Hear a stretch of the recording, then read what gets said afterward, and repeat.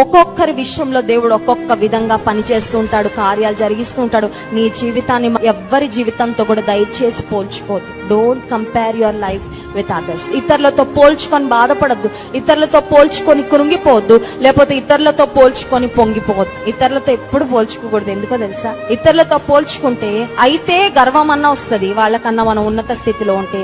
లేకపోతే వాళ్ళకన్నా మనం తక్కువ స్థితిలో ఉంటే ఖచ్చితంగా మనకి డిప్రెషన్ వస్తుంది. అవునా కదా? మనుషుల్ని చూస్తే డిప్రెషన్ అన్నా వస్తుంది, ప్రైడ్ అన్నా వస్తుంది. కానీ దేవుని చూస్తూ వెళ్తే, నీ టైమింగ్ ప్రకారం నా జీవితంలో నువ్వు కార్యాలు నీ సమయంలో చేయి, నీ విధానంలో చేయి, నువ్వు అనుకున్నట్లుగా చేయి ప్రభా. ఒక యునిక్ వేలో నీ కార్యాలు నా జీవితంలో జరిగించు. నేనైతే విశ్వాసంతో ఎదురు చూస్తాను. I will never give up on you lord. I will always put my hope in you. I will always keep trusting you అని దేవుని వైపు చూస్తూ ముందుకు వెళ్తే ఆయన సమయంలో ఒక ప్రత్యేకమైన విధానంలో నీ జీవితంలో దేవుడు కార్యాలు జరిగిస్తాడు.